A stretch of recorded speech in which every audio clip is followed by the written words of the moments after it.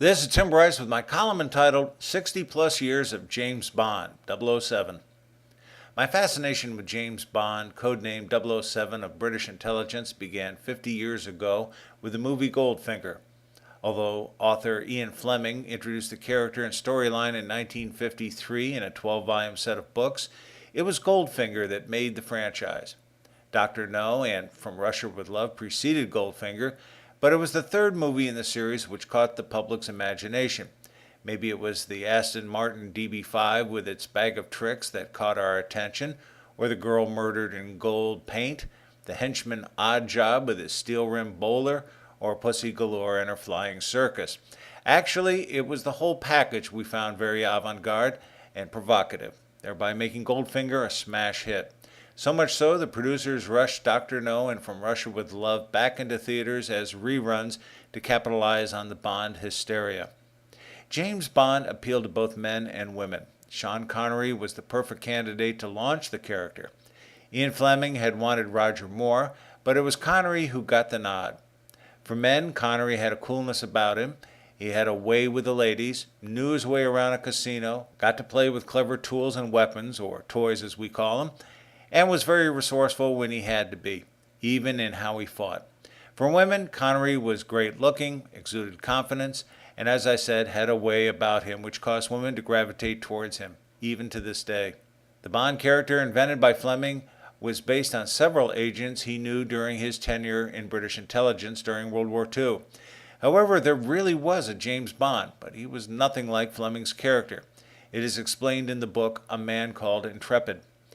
There has always been a debate about which actor played the best Bond. For my money, it was Sean Connery. Sure, he could deliver a clever line, but it was his coolness under pressure that made him credible in my eyes. His fight scene on the train with actor Robert Shaw in From Russia with Love showed his resourcefulness.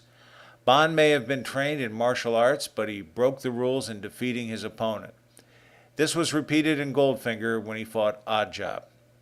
Of the 6 actors who played Bond, not counting the early Casino Royale starring David Niven, here is how I would rank them. Number 1, Sean Connery. He appealed to both sexes. He established the character and made him believable. Number 2, Daniel Craig.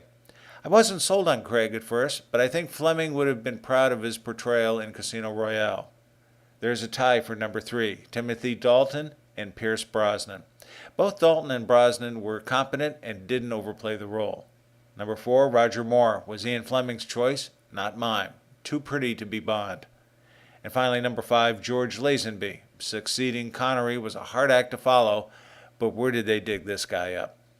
Bond was surrounded by some interesting supporting characters. First, Bond reported to M as head of MI6, the Secret Intelligence Service. Actor Bernard Lee was the first to play the role capably, as did Judi Dench. Miss Moneypenny was the personal secretary to M and often flirted with Bond. Lois Maxwell owned the character for years. The character of Q, for Quartermaster, was concerned with issuing Bond his toys for his various assignments. There was always a playful rivalry between the two. Desmond Llewellyn played the character for over 30 years. Someone decided to use Monty Python's John Cleese in the role, but that flopped, thank God. As to Bond's toys, I had 2 favorites. First, the Aston Martin DB5 with ejector seat, twin machine guns, spinning axle blades, oil and nail ejectors, rear window bullet deflector, and smoke screen. I cannot think of too many men who wouldn't want to take this for a spin. My second favorite toy was Little Nellie, the Wallace WA-116 Agile mini helicopter made famous in the 1967 film You Only Live Twice. Sheer genius. Bond also had a personal fondness for the Walther PPK as his handgun of choice, and let us not forget Bond's vodka martini, shaken, not stirred. As to the best Bond movie, my vote goes to Goldfinger. Prior to this, Bond was fighting the evil Spectre Empire, that stand for Special Executive for Counterintelligence, Terrorism, Revenge, and Extortion. This was all phony baloney for my taste.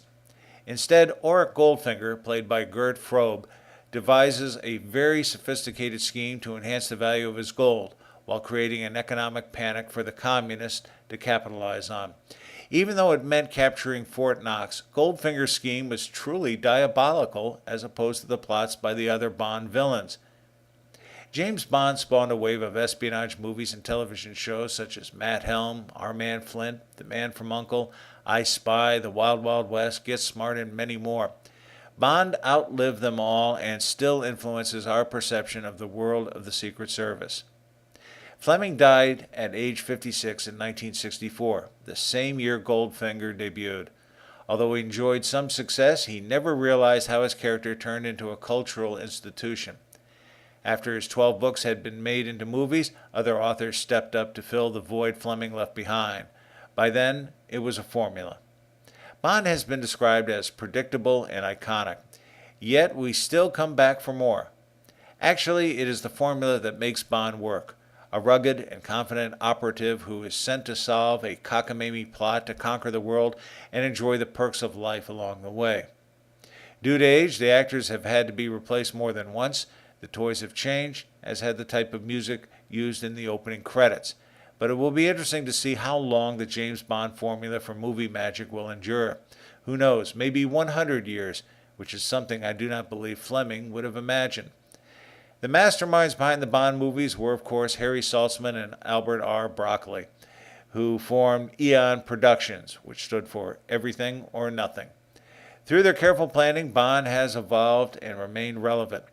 Both partners passed away some time ago, but Eon remains under the tight control of the family, most notably Barbara Broccoli.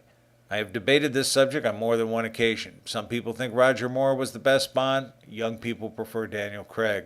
Some like the newer movies. Others prefer the classics from the 1960s.